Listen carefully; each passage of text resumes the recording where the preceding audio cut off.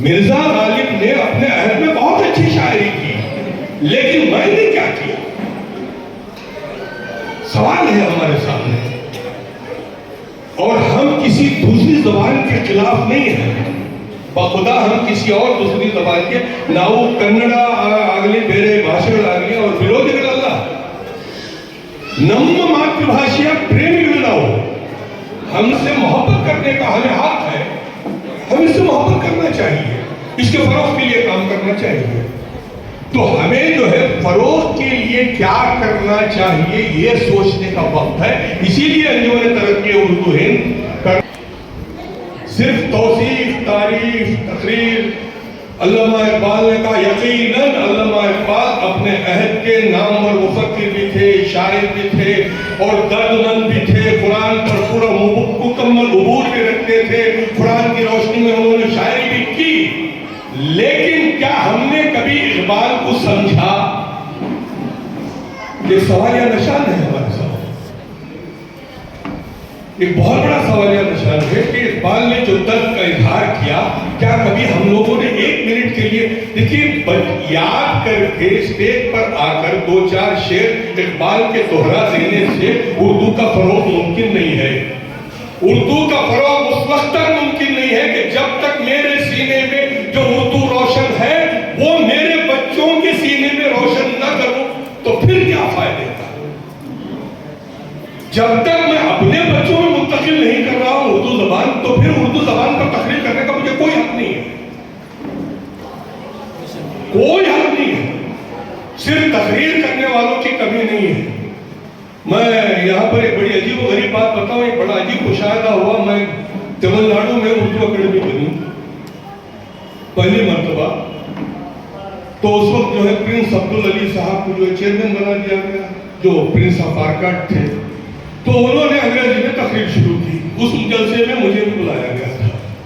اور the best language of the world only Hindi language, only Urdu language. اس سے کیا اردو کا فروغ ممکن ہے؟ انگلش پہ اردو کی توصیف کر دینے سے کیا اردو کا فروغ ممکن ہے؟ اردو کا فروغ اس وقت تک ممکن نہیں ہے جب تک ہم اپنے بچوں کو اردو پڑھانے کی کوشش نہ کریں. رہی بات سرکاری اسکولوں کے مسائل ابھی بیان کیے جا رہے تھے، یقیناً عذابوں کے مماثل ہیں مسائل، اس میں کوئی شک نہیں ہے. عذابوں کی طرح ہمارے سامنے مسائل ہیں، اس کے حل کی تلاش کرنا چاہیے.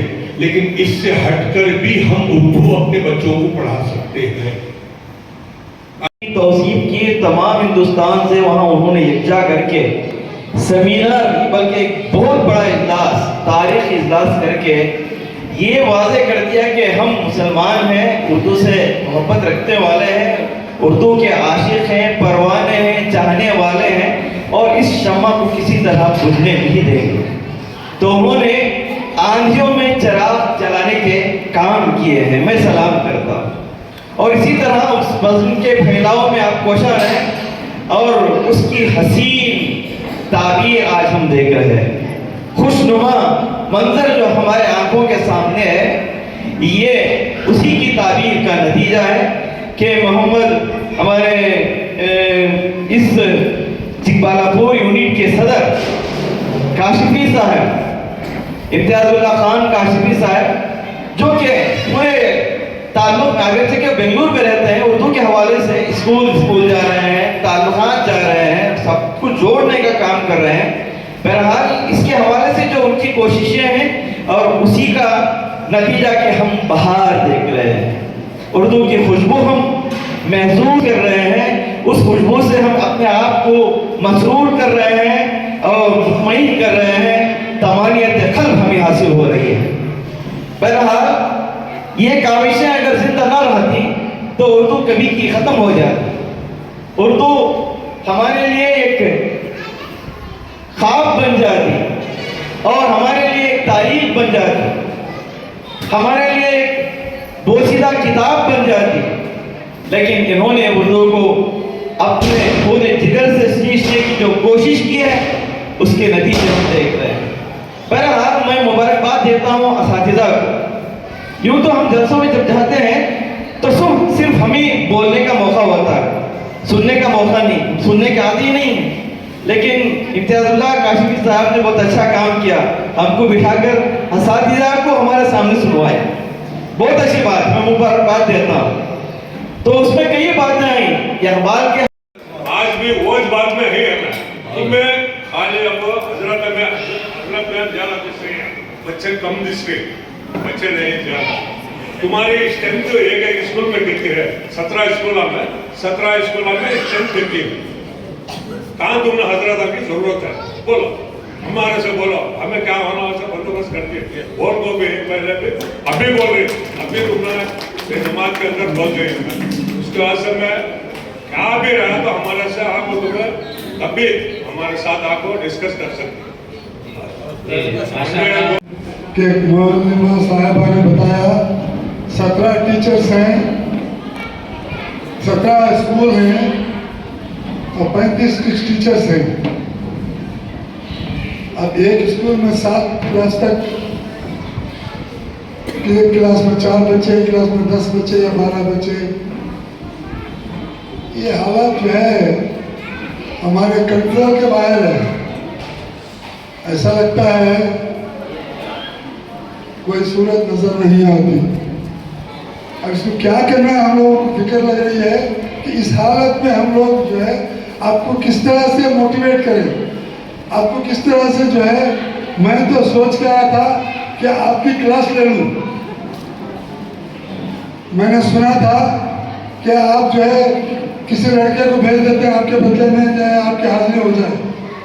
कभी कभी स्कूल जाते ही नहीं और कभी कभी जो है अपने एजुकेशन डिपार्टमेंट से जो है थोड़ा लेन देन करके जो है छुट्टी ला लेते हैं।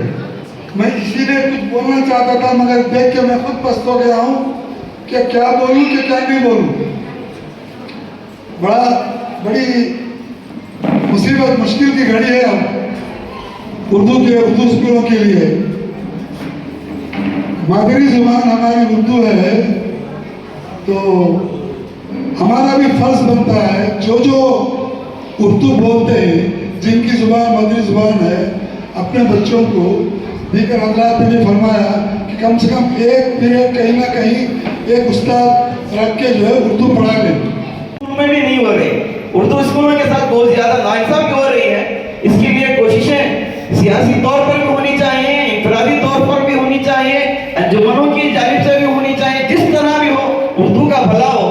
इसलिए कि उर्दू हमारी जान है, हमारी पहचान है, हमारी शिनाख्त है और उर्दू ही हमारी रोटी रोजी का जरिया भी है। तो इसलिए हमारे लिए जरूरी है कि इसके फरोग के लिए, इसकी शान फरहा रखने के लिए, इसकी ताजगी के लिए, इसकी हयात के लिए कोशिश करें, आगे आए। तो बहरहाल ये जो आपने बीड़ा उठाया और काम किया, बहुत ही मुबारकबादी के आप मुस्तहिक हैं।